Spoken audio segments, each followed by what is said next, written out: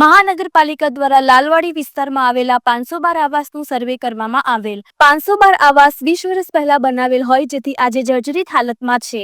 આવાસમાં કેટલામાં રહેણાંક છે અને કેટલા ખાલી છે તેમનું સર્વે કરવામાં આવેલ, જેમાં મહાનગરપાલિકાની અસલમ શાખા, એસ્ટેટ શાખા દ્વારા 6 ટીમો બનાવી સર્વે હાથ ધરવામાં આવેલ. આજ રોજ માનનીય કમિશનર શ્રી ડીએન મોદી સાહેબના આદેશ અનુસાર અને માનનીય ડીએમસી સીડીએ ઝાલા સાહેબના માર્ગદર્શન હેઠળ અને આસિસ્ટન્ટ કમિશનર શ્રી ભાવેશભાઈ જાની સાહેબની જે રીતે સૂચના મળેલ છે તે પ્રમાણે આ ખાસ કરીને ચોમાસાની જે સ્થિતિ છે ત્યારે આ જે તે વખતે જામનગર વિસ્તાર વિકાસ સત્તામંડળ દ્વારા અંદાજે 20 થી વધુ વર્ષ જૂની આ આવાસ યોજના હોય કે લાલવાડી વિસ્તારમાં 512 આવાસો આવેલા છે.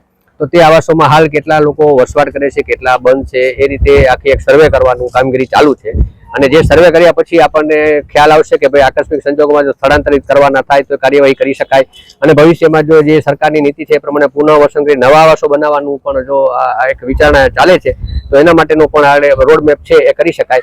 એ હેતુથી આજે અમે જામનગર મહાનગરપાલિકાની સ્લમ શાખા, ટાઉન પ્લાનિંગ શાખા, સિક્યુરિટી શાખા, એસ્ટેટ શાખા આની સંયુક્ત ટીમ બનાવી અને અલગ અલગ અમે 6 ટીમોની રચના કરી છે અને 6 ટીમો દ્વારા આ એક પ્રાથમિક સર્વે છે એ કરવામાં આવી રહેલ છે.